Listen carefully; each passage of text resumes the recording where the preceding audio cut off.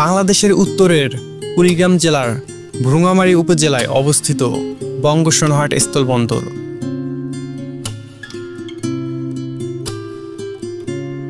দেশের অন্যতম প্রাচীন সীমান্ত ঘেরা এই বন্দরটি বহুদিন ধরেই ভারত বাংলাদেশের বাণিজ্যের এক গুরুত্বপূর্ণ প্রবেশদ্বার হিসেবে পরিচিত।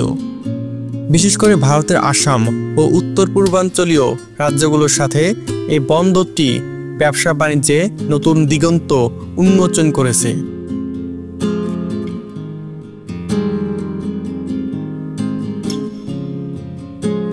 এখান দিয়ে প্রধানত কয়লা, পাথর, শাকসবজি, কৃষিপণ্য ও নানা ভোক্তা সামগ্রী বাংলাদেশে আমদানি হয় এবং দেশের বিভিন্ন পণ্য রপ্তানিও হয় ভারতে।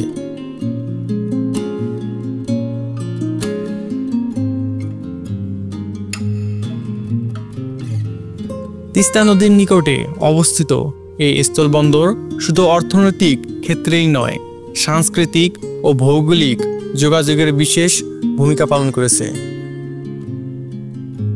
তবে এখনও এই বন্দরের পূর্ণাঙ্গ অবকাঠামো গড়ে ওঠেনি। যোগাযোগ ব্যবস্থা, আধুনিক কাস্টম সুবিধা এবং পর্যাপ্ত গুদামজাতকরণের কেন্দ্রের ঘাটতির কারণে এর কার্যক্রম অনেকটা সীমিত।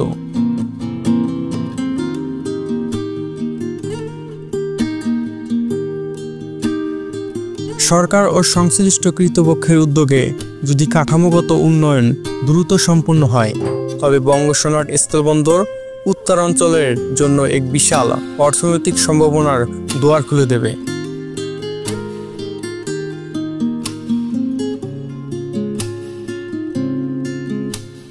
বাংলাদেশ ভারত সম্পর্কের সেতুবন্ধন হিসেবে এই স্থলবন্দর ভবিষ্যতে আঞ্চলিক বাণিজ্যের এক শক্তিশালী কেন্দ্রবিন্দু হয়ে উঠতে পারে। 2013 সালের 4 সেপ্টেম্বর এই জায়গায় বাংলাদেশের 18তম স্থলবন্দর হিসেবে কার্যক্রম শুরু হয়, যা ভারতের 7 সিস্টার্স, আসাম, মেঘালয় ইত্যাদি সঙ্গে সংযোগ স্থাপন করেছিল। 2016 সালে এখানের অবকাঠামোগত নির্মাণ কার্যক্রম শুরু হয় 14.68 একর জমিতে।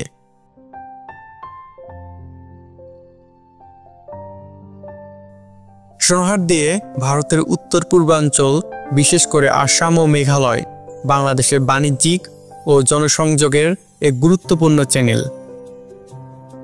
ইমিগ্রেশন কার্যক্রম চালু হলে বন্ধুযোগ আরও মজবুত হবে।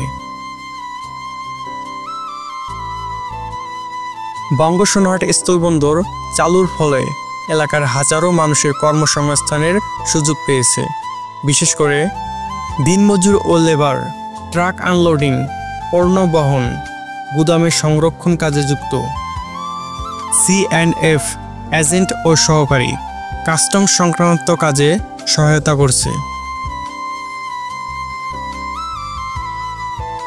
ক্ষুদ্র ব্যবসায়ী, হোটেল, রেস্টুরেন্ট, দোকানপাট, পরিবহন সার্ভিস ইত্যাদি গড়ে উঠেছে স্থলবন্দরের চারপাশে।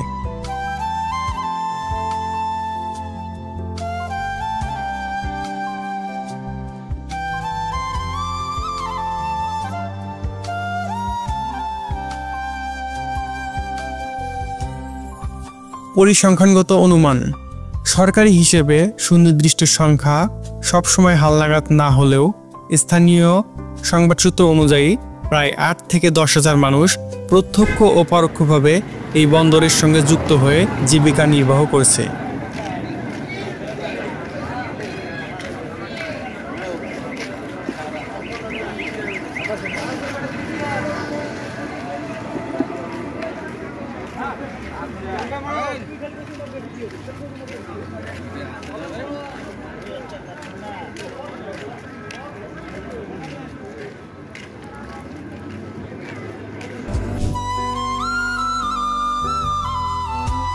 এদের মধ্যে অধিকাংশই স্থানীয় গ্রামীণ শ্রমজীবী মানুষ, যারা আগে কৃষিকাজ বা দিনমজুরি নির্ভরশীল ছিলেন।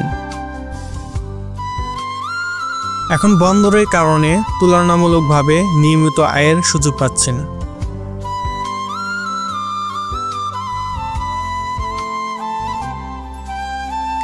যেহেতু এখনো পূর্ণ অবকাঠামো ও ইমিগ্রেশন সুবিধা চালু হয়নি, তাই শ্রমের চাহিদা সম্ভাবনার তুলনায় কম।